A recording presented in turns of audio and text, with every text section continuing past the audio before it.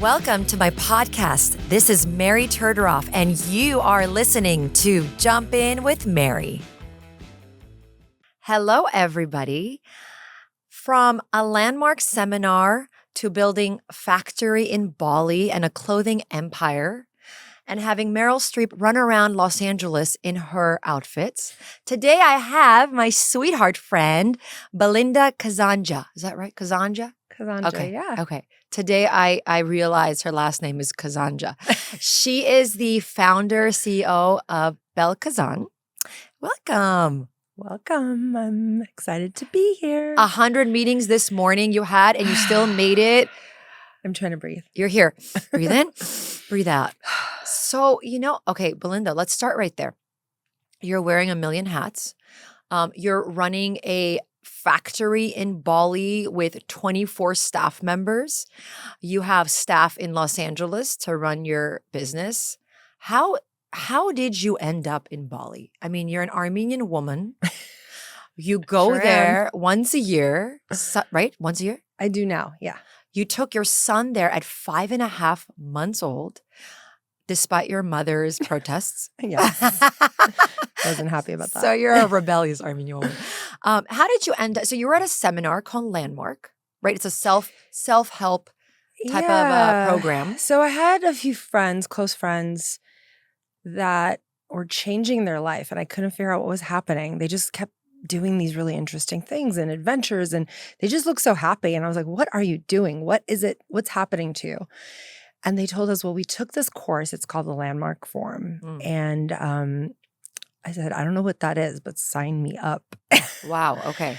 So I signed up. I didn't know what it was. It was a 3-day intensive course from like 8 a.m. till midnight. And it was like, I wouldn't call it self-help. It's more like they give you tools on how to think differently than you're currently thinking.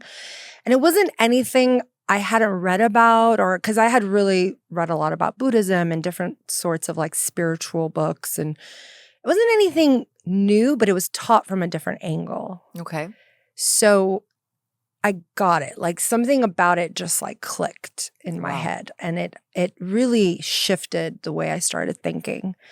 And was profound for me. And in that course, I met a woman who got up in front of the class and talked about how she had this business in Bali, and she wasn't really even into fashion. And I'd always been into fashion. I would make my clothes for like stage when I would sing, like on stage. But you weren't at that time, you weren't like in the fashion industry as not at all. Right. Okay.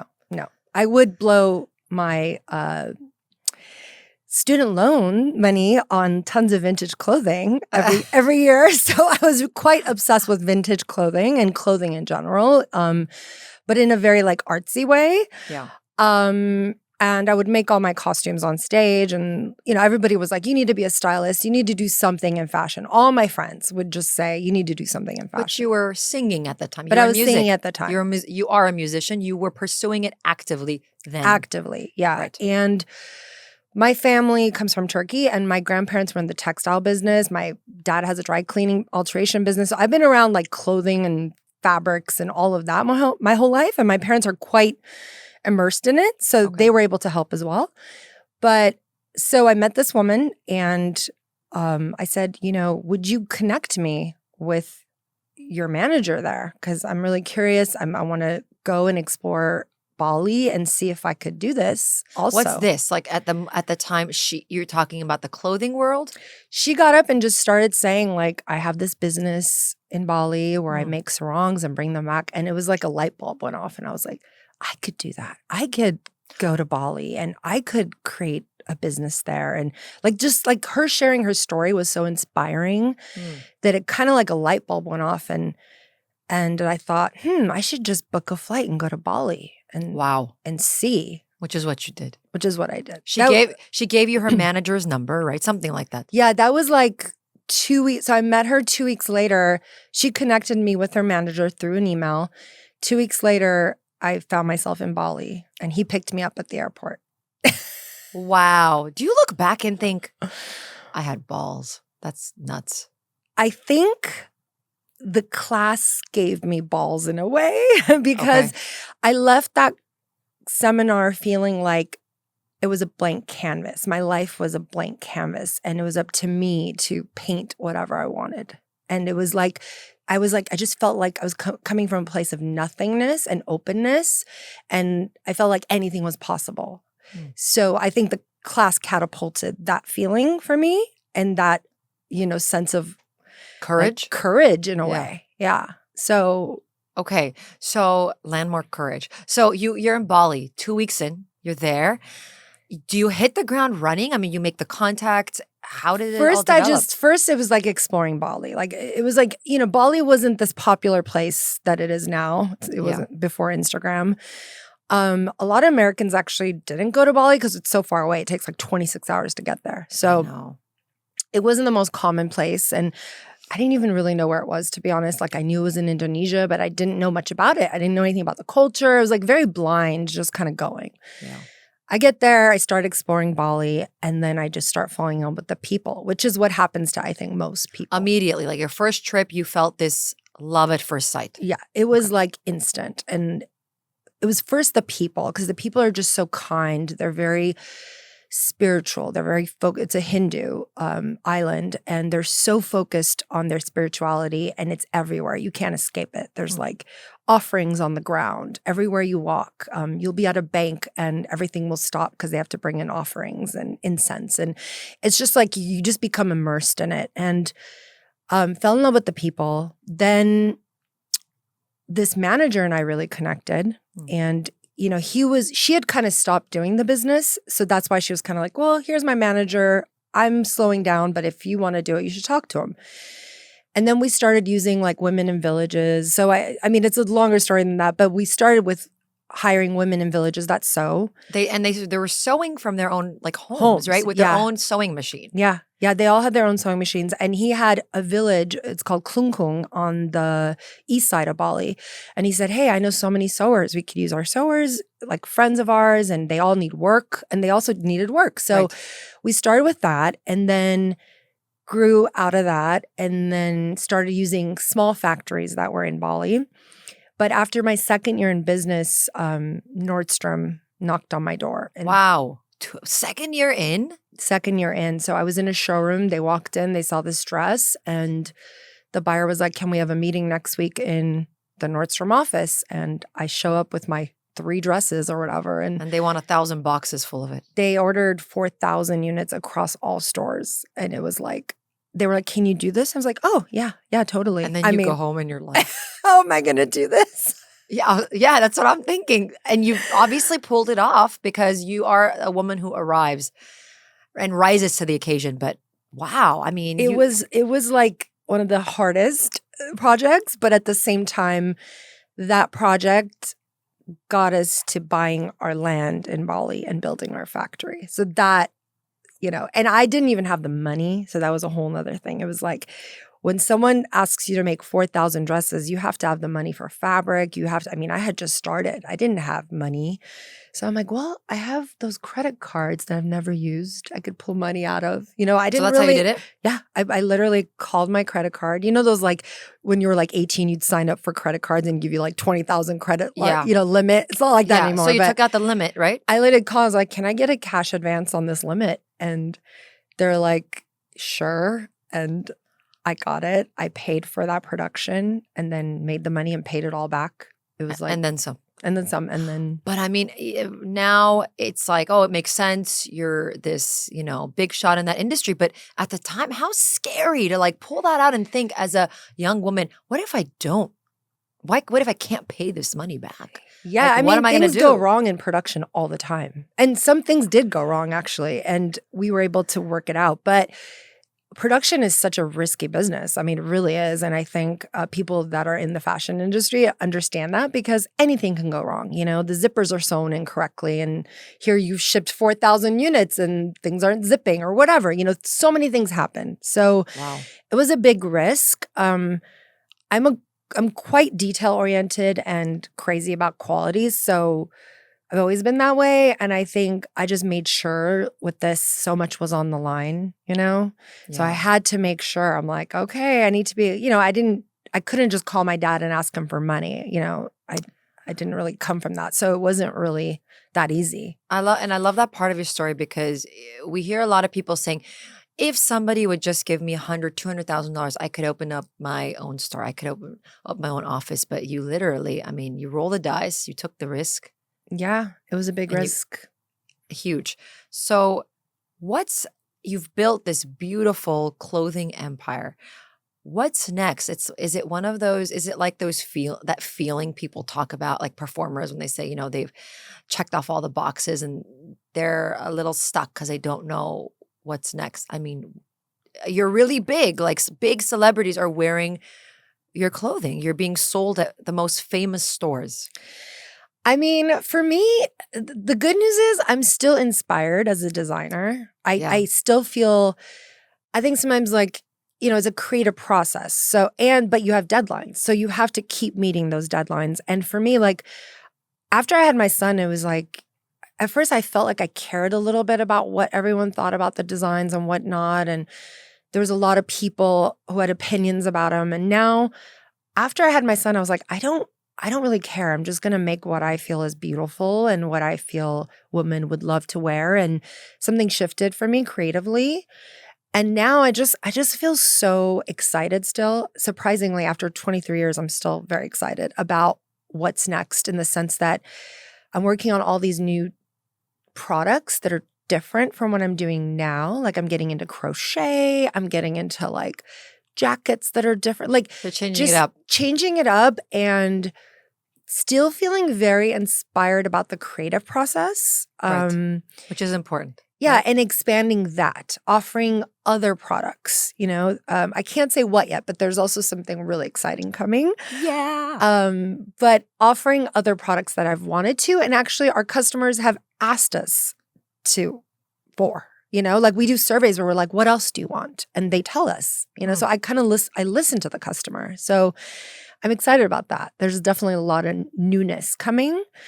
And I still feel like I'm 18, like excited to design. So I don't know. That's phenomenal. After 23 years, yeah, it still feels novel in the project because anything feels mundane, no matter what. I would think after a decade. Yeah, and I think if you keep reinventing yourself.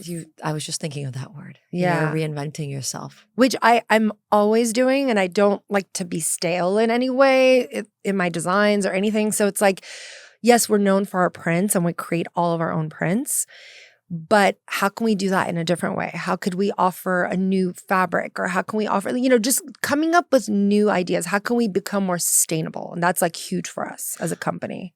And there's an interesting parallel. You're talking about reinventing your brand. You also reinvented yourself because before this brand, you were really, really pursuing the music career. And you did reinvent yourself because you left a big piece of your life, I don't want to say behind, but you shifted gears. And I don't think that leaves you. You're still a musician. You're still a songwriter, a writer. So how do you reconcile these two worlds? You obviously don't have time. You're doing this probably around the clock. Yeah, I mean, before I had my son, I was doing both. I was literally singing as a hobby though, or both? I mean, both. Like I was working on the clothing during the day, and then at night I would have rehearsals. Weekends we would do shows, and I was like, okay, I can do both. And it was this constant back and forth. And I felt like, to be honest, I don't think one was being done. Like one was taking away from the other a lot. And I felt like I was constantly trying to juggle, but I was doing it. I was doing both. And then what happened was I was working 9 to 5. I was kind of over that before the clothing business started. And when I realized I could do the clothing and fund my music, that's kind of what happened. The clothing started to fund my albums. Like it was like, oh, I'll do this thing on the side. I'll have more flexibility. And then I can go to New York for a month and work on a record. And I don't have to be in an office. Wow. So that's kind of like, really? Yeah. Like it kind of like the clothing was just like, oh, I could do this. I don't have to work 9 to 5. I don't have to be stuck in an office. I can have more flexibility and I'll do this thing on the side. So I left the 9 to 5, started the clothing to fund the music. So that's kind of like how it started. And then the clothing started getting bigger. And I was like, oh, wow, this needs more of my time. I don't think I ever imagined the clothing getting bigger. It was just something to make money with Right. to fund the music. And then the clothing started getting bigger and it was like trying to juggle both got tough. Then I had my son and it was like, okay, now I need to choose. I can't, have a baby, do shows at night, rehearsals. And naturally it was like, I needed to make money. And yeah, you chose the more consistent route because the clothing had a lot more consistency. What's the music world like? I mean, you hear people say, you really need to love it. You're sleeping in cars, on couches. I mean, waiting tables. I mean, that's like my last show before I had my son Vem, I was 7 months pregnant. And after that, it was like the music, you come to this place where you're like, okay, am I ever going to make money? And like, and I was like, we got a lot of songs in film and TV and that was great. And some radio play and whatnot, but it was like never consistent. You still had to have something else.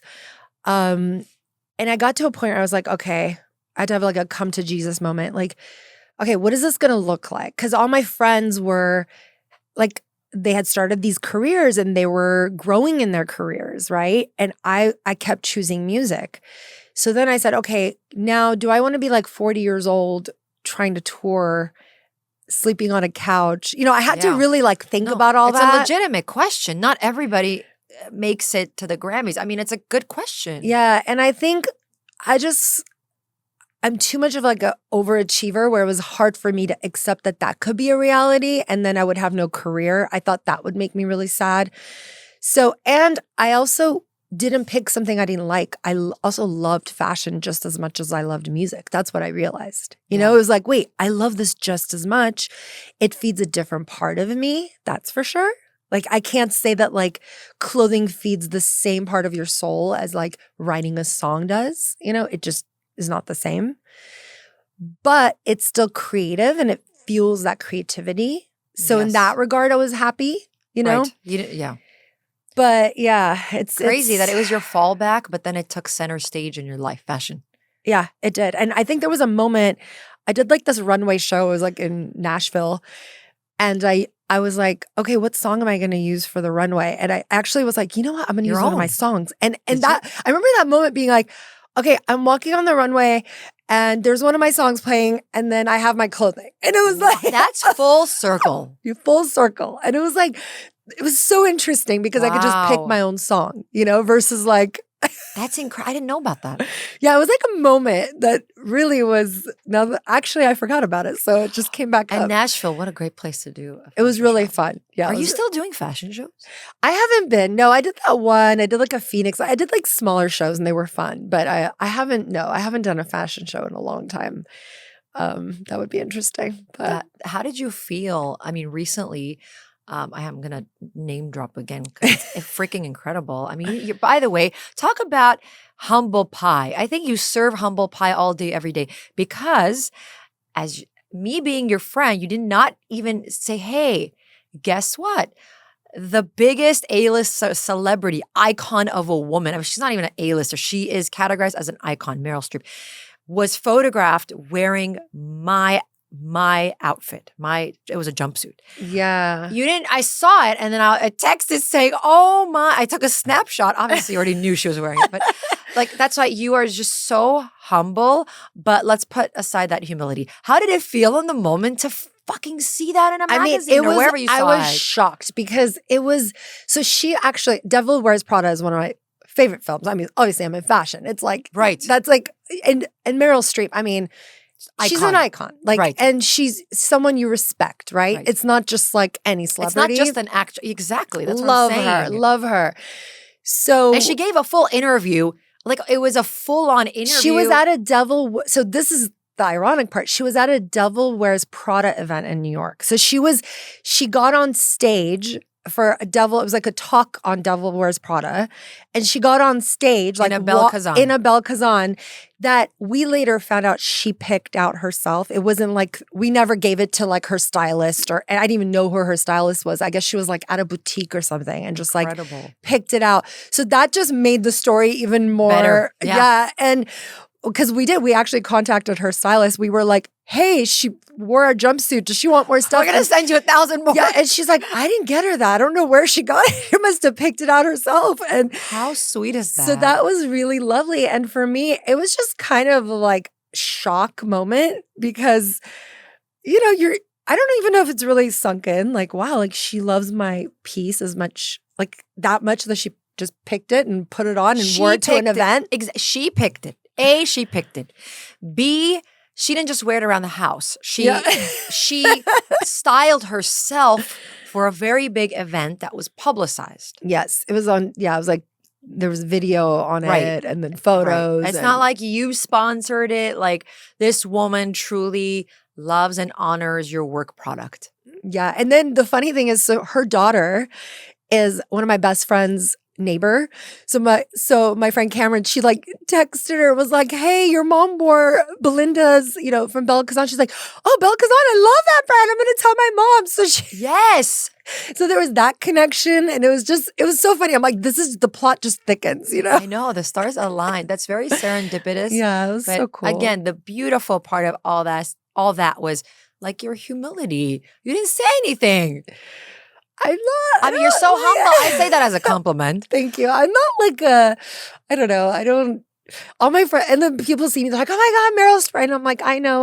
Like, I'm just so sweet. So sweet. Sweet. Anyways, I thought that was a really beautiful full circle moment about you, who you are, your business. Anyways. I do love the story about your business, but we can't talk about that without talking about the fact that you became a mom at 40 and you're fully running a company on your own. What was it like becoming a mom at 40? It's a very relevant thing. I mean, this is not an anomaly anymore. It's very relevant. Yeah. I mean, you had a whole life set up. It's not like you're 21 and you're adjusting to him. He's coming into Belinda's world. I know. Right? It was a big deal to have a child. I think for so long I put it off. I was like, oh, I can't be like pregnant on stage. Oh, I can't, I think the music, like it was held off because of the music. I was very like, okay, we're doing well right now. I can't be like pregnant on stage and we're going to go do the show. I mean, being a musician on stage pregnant is a little different than like working at the office, you know? Right. It's like being a pregnant bartender. No, I get it. It's a little different. strange. Yeah, like a bartender. I think that's a really good analogy. Actually, I did have a pregnant bartender in Vegas. She was like third trimester, very uncomfortable. But there is a visual discrepancy. It's even weird. Though now it seems like cool. I don't know. I think times have changed. I don't know. So it's visually alarming. Alarming. And I think I was like, that's going to be too weird. So I put it off. And then when I wanted to have a child, it was hard and it just wasn't happening. And I went through a lot with that. And then. Did you have the moment where like, why did that, when it becomes hard and you're like, what have I done? Why did I wait? Did you have that moment? I don't think I had, I don't think it was like, why did I wait? I think it was more, okay, now I'm faced with the fact that I may not be able to become a mother. And how do I feel about that? And then that's when I really realized, like, no, I think I questioned it a lot. Like I knew I wanted to be a mom, but I don't think it really hit me till that was taken away from me in a way. Like, oh, it's not happening. So that could mean that it's not going to happen. It's not a given. It's not a given. Just because you want to be a mom doesn't mean it's going to happen, right? So when that was taken away, there was like this moment of like, how badly do I want it? And I had to really think about that. And then I realized like, wow, like I do want to be a mom. That's something I want in this life, and it's not for everybody, but then I realized I did really want it. And then Vem happened and he's like my little miracle because I did struggle with that. But now he's an infant. And again, he is born to a woman who has a whole life built. Like it's very different from when you're 22, 23. You morph into the child a little more because you're also like, you're still growing. But you're a full grown woman Okay, he's 5.5 months. Yeah, I I mean, can't believe you took him to Bali. How I did you even started get working there? like 2 weeks in. Like I was working from home a little bit and that, but like I had to start looking at emails 2 weeks in. I mean, I'm running the company and I Right. don't have a partner. Like it wasn't that easy. Yeah, I know, just to but the be client, like, the customers don't care that you're pregnant. You're running this company. yeah. So I think my second, he was 2 months old. I had to do my next photo shoot. It was like on to the next thing, right? Then 5 months comes along. I'm like, okay, I have to go to Bali. He's coming, because I was breastfeeding. I'm like, he's on the boob. He's coming, So What a flexible child. like, you want milk? You're coming with me. Yeah. And I took him and my mom was like, okay, you're crazy. I mean, my Right. mom's like, you're crazy all the time, but now you're really crazy, Yeah, right? now we're worried. Now we're really worried. So I take him and Bali is like the most, child-friendly place you can imagine. Like all my sores were like obsessed over him. They were taking care of, like they were just like, bam, bam, bam. It was the best thing to have him there. And he went back at 5 years old. Between 5.5 months, Then there was a 5 years gap, old. then There was a 5. gap. Yeah. And like, how did you get him? So you're still growing the company. You're going back and forth. You have a factory there. How do you have a child adjust while you're there? I know you put him in an international. Yeah, last school. time we were there, it was like me, my husband, and then them came, and we were there for like over a month and a half, something like that. And there's like really lovely little international schools, and I put him in an international school, and And he's loved connecting it. with the Indonesian population. Yeah, it's like Indonesians, Australians. There's a lot of expats that live in Bali now. I mean, Oh, there's really? so many expats. Okay. Russians and Wow. French and Italians and Brazilians. Wow, And who would have thought? it's such like it is so diverse now in that regard. I mean, it's still predominantly Indonesians, but he came with me and he loved it. He went to the school and I would pick him up. I would go to the factory. I'd drop him off, go to the factory, come back, pick him up, do a beach, outing or whatever. Like we would just do stuff. And he still asks me about it. So he's always like, Mom, when are we going back to He's Bali? overdue. Yeah, he's overdue. So he's going to go back. Look what you created. I'm just scared he's going to like what happens to a lot of people who have businesses there. They start taking their kids and their kids are like, I want to live here. I don't want to live in America. He might get married and go there. Oh boy. I'm like, or meet an Indonesian. I was just going to say that. And it's happened. I know people that have like, their kids just fell in love with Bali and they're teenagers and they're like, I'm staying here now. I don't want to go back. So little afraid of that, but it's too far.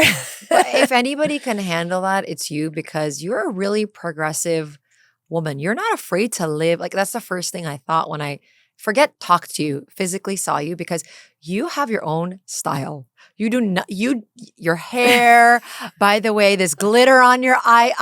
I know we're talking about the glitter. There's so much glitter on your eyelids. I want it. And you got to send it to me I'm right gonna after. send it to you. You just like own who you are unapologetically. I felt that the first time I visually saw you, because you can see that. And then and the persona matches that aesthetic. My question is, were you always like that? Because a lot of women and people in cultures like ours, not just the Armenian culture, but a lot of these cultures, we morph into these expectations. The expectations are so aggressive and they're so there all the time. You mentioned a few times, like your mom say, oh, it's too far, don't do it. And you're like, too bad, we're out of here. Were you always that strong? Rebel? Like, okay, I don't know about rebel. Yes, I was, I think. Actually, now that I think about it. Like 14-year-old Belinda. What was she doing? I think I always pushed the envelope with my parents because, I'm Armenian. I come from a strict Armenian background, right? My parents were very strict. I'm like firstborn and girl and, I have a brother, but it's like I got all of it, right? Yeah. And my mom was always like, I think she was sometimes like embarrassed by me because I would dress kind of crazy. I went through like a goth stage. I mean, I went through so many stages. Oh my God, I'd love to see a photo of you as a goth. Okay. We'll get that after the show. That's a whole other thing. But so, I mean, but it didn't stop you. She was always like, she'd make excuses like, oh, my daughter's antica, like antique, antique. Like, wow. Because my mom's like very conservative. Like, by the book. We're very different. And sometimes I think I am the way I am because we're so different, right? Sometimes you're kind of the opposite. You run the opposite direction. And I think I grew up in Orange County. So Turkey and then Orange County. Your stories okay. We'll talk about Turkey in a second. But yeah. you're first generation Armenian, right? Yeah, I came here when I was 9. And then So I grew up in Orange But you County. came here when you were 9. When I was 9. So no, yeah. So Wait, I'm confused. I was born in Turkey. So I came here when I was 9. Okay. Born in Turkey, Born came in here at Turkey. 9. Grew up in Orange Turkey County. to Orange County. Istanbul to Orange County. Istanbul Talk to about Orange like County. chocolate vanilla, right? So it was, I kind of like did not at a young age was like, I don't know if Orange County's for me. Like it was not, I think when like I was almost 15, 16, I was like, I need to go away to college. Like this is not going to work for me. Like I don't want to stay at home. My parents were strict. I was always a free spirit, I think. That was like It's in your DNA. It's in my DNA. I don't think my dad's a free spirit. Like it was in my DNA, and the strict parenting was not working out for me too well. And I just like decided I'm going to go away to college, and I didn't care where. Like that was the crazy part. I was just like, not in Orange I County. was like, I just want to go. I just need to go. And at the time, you know, actually my cousin and I were just talking about this because her daughter's about to go away to college, and she was like, you were like the first person in our family to That's go a big away. deal. That's And I remember and a woman to do and that. a woman. And the day before I left, it was like a funeral at my house, right? Like everyone's like, what's going on? She's not married. Where's she going? You know? Right. It's like, She doesn't belong to anybody. She can't leave. she can't leave. But you packed your stuff up and I mean, I where'd you go? convinced my dad to let me. So I played jazz flute growing up. I mean, I was in music my whole life, in choir, jazz flute. And I convinced my dad that I wanted to audition for Cal Poly San Luis Obispo playing the flute.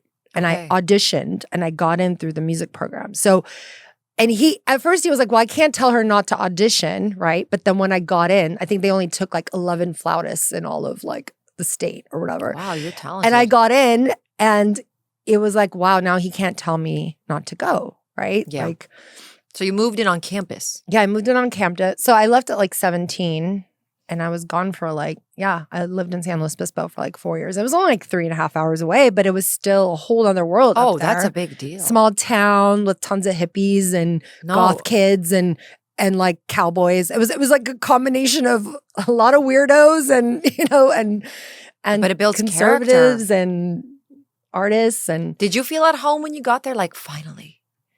not at first, but then I like found my crew, and again, I was always like drawn to the artistic kids. So I think I found like a group of artistic kids, and I was in a band there at one point and worked at like a coffee shop that had like bands come through and artists come through. So I feel like I always connected to artists. Right. Like, that's been like. Did they help you move your I'll tell you why I'm asking parents, because I know the funeral thing, I can imagine that. Oh yeah. Did they help you like move your boxes and stuff? Oh, they did. They did. And that's a story in and of itself. Oh yeah. It was just like, I think my mom lost like 15 pounds in 2 months or something, like, or a month and a half. Like she was so depressed because it was like, what? Like, what do you mean? She's not married. She's living somewhere else. Like, I mean, at that time. It's like a death sentence. I mean, now it's like hilarious, which is funny, right? We can laugh about it, but it's like, yeah, it's like a death sentence. It is. For them, it is. And you know, I always, your story reminds me of mine. So I was 17, same situation. I was one of the first to leave, and it was like shocking. And I was even closer than you. My parents, I was 45 minutes away. I moved to Loyola, okay? In Marina Del Rey, 45 minutes away. So we go, it's move-in day, and like my whole family is coming with me as if like I'm taking a flight, you know, to another country. We go there, and all these boxes and all these other kids it was a typical dorm. They didn't really have like family there. Like we showed up with an entourage to move into this little shoebox of a dorm room.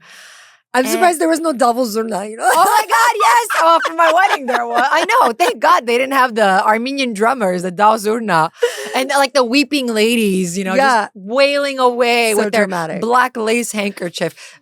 It was pretty close to that, but that reminds me. And I was just looking around and thinking like, when are they going to leave? Like nobody else's parents are there.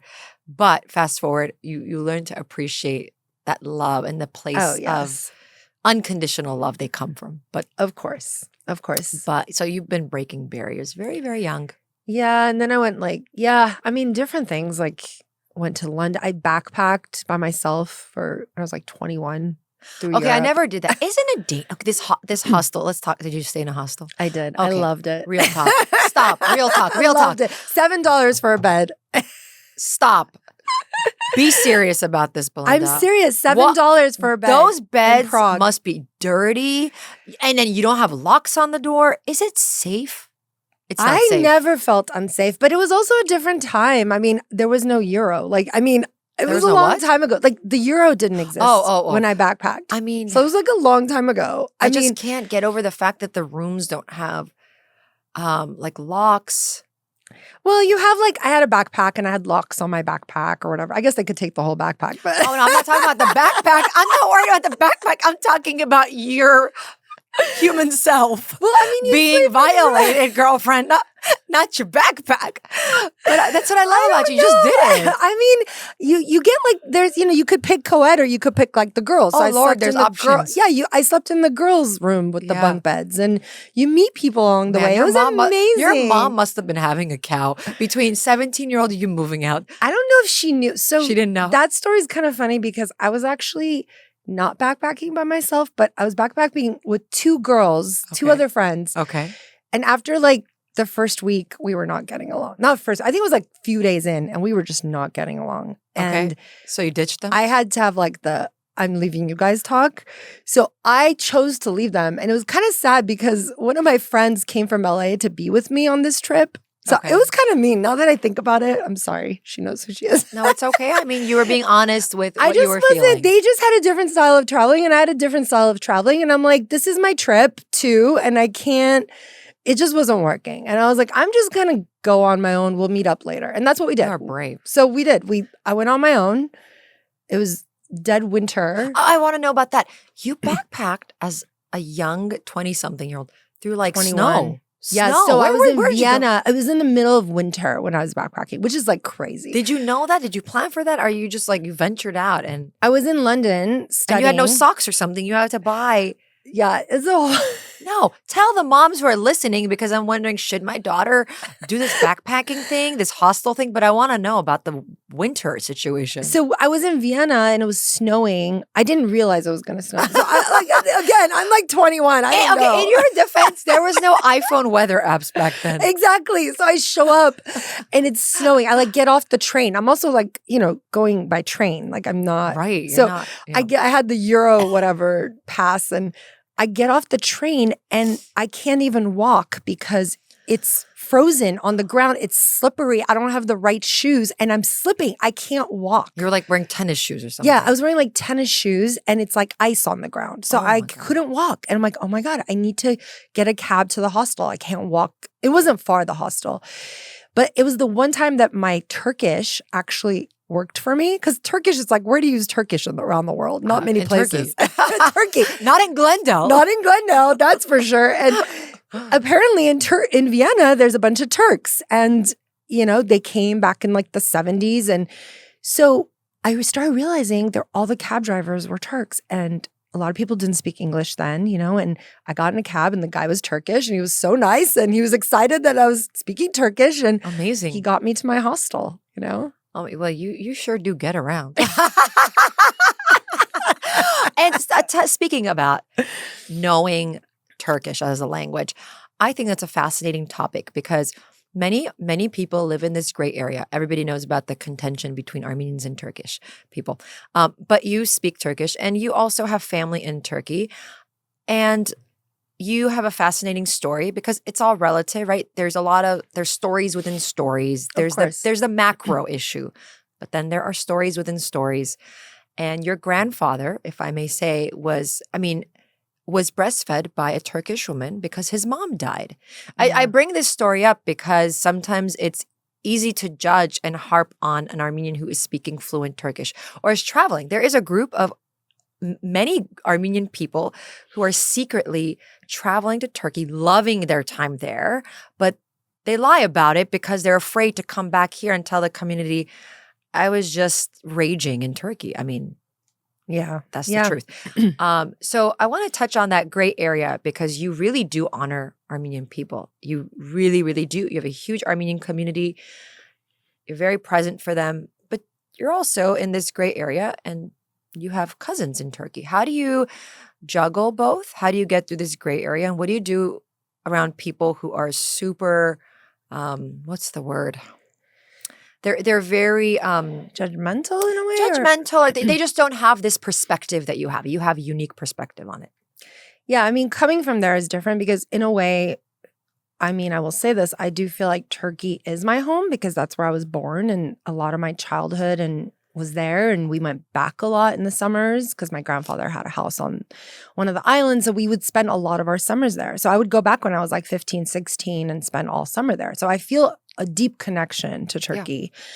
And still have tons of family, all my mom's cousins, my dad's cousins, my uncles there.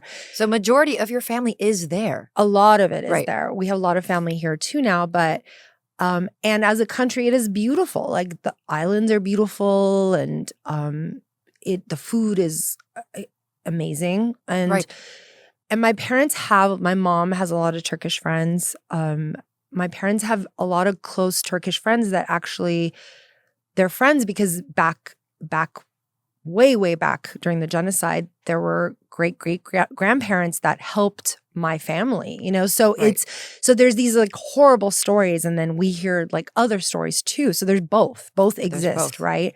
Because not to say every Turkish person is a bad person just because they're Turkish, right?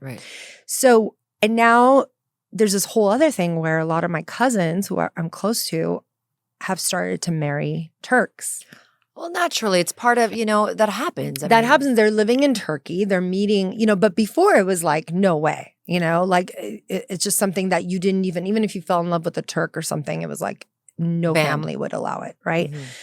But now it's changing. I think people are accepting it more. I mean, I think they still really prefer and try to remain married to try to find Armenians, but it is a small population. I think it's only like 70,000. So it's not a big population there. 70,000 Armenians in Turkey, yeah. It's not a lot. No, it's not a lot. That's not, and 50,000 are your cousins. We're like 60, but That's just random. I made that up. I don't know why. I do have a lot of cousins there, so that wouldn't be wrong. I do feel, I imagine a lot of people.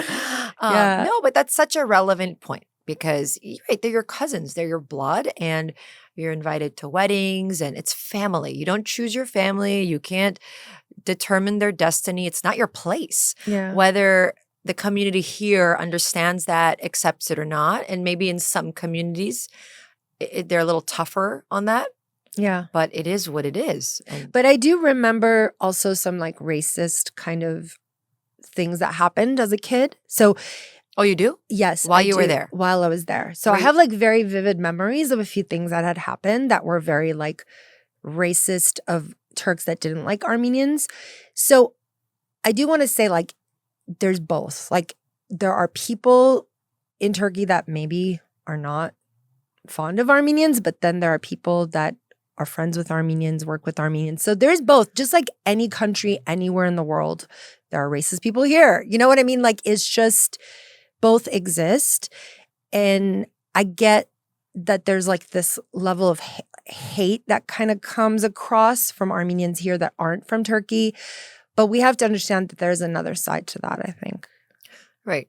And thank you for sharing this story. But I was born and raised here in LA. And when I went to law school, but of course, I wasn't around that community. I did go to like all American schools, but there weren't any Turkish kids.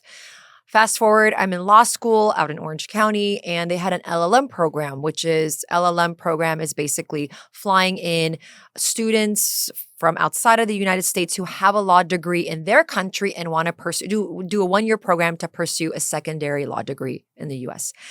And there was an influx of them coming in, and not knowing, just randomly befriended this woman, this wonderful spirit, beautiful woman, and she was from Turkey. She was coming here to get her degree. She ended up moving here, living here, and practicing law here. And I had no social sense of any of it. And all I remember is I invited her over. So she's here. We're young. She has no family here. She's on her own. And I said, hey, do you want to come over, like have dinner with me and my family? You're alone all the time. And you know what her response to me was? She accepted the invite and she said, really? Are you sure? And I said, what do you mean? Like, I really didn't get it. And I said, what are you talking about? She said, you're Armenian and I'm Turkish. I'm just amazed that you would invite. I'm surprised that you would invite me. And I was surprised that she was surprised. But in that moment, it resonated and something sunk in that this is very real. This contention is very real. Yeah. Again, it's all perspective because I was born and raised here. But she was shocked that I invited her. Then she was even more shocked when she came over because I think a part of her was nervous and maybe just didn't know how my parents, who were born and raised there, she was probably thinking, I'm okay because I'm very Americanized, but what if her parents freak out? It wasn't like that at all. My parents speak fluent Turkish as well. So she walked away kind of amazed. And it was a beautiful moment. Yeah. It was very telling of the state of affairs in the world. Yeah. But you can find pockets of love and joy for a person who's not part of that mentality or mindset or agenda. Yeah. I mean, people are not their government. You know, there's also that. And yeah, it's something, right? Yeah. But you moved through that really gracefully.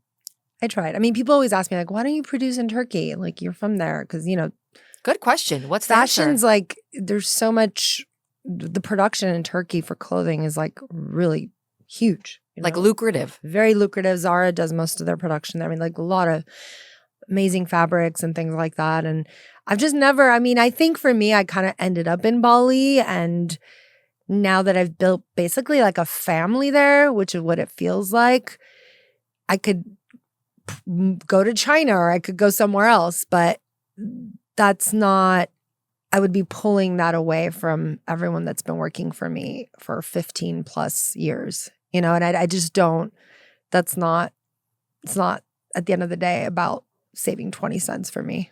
It's just not. Your brand doesn't just have monetary awareness. It's really I have so much love for like the people that work for me. They're the reason I'm here. I mean, they work so hard and they're amazing women. I mean, some of those tailors I've known over 15 years.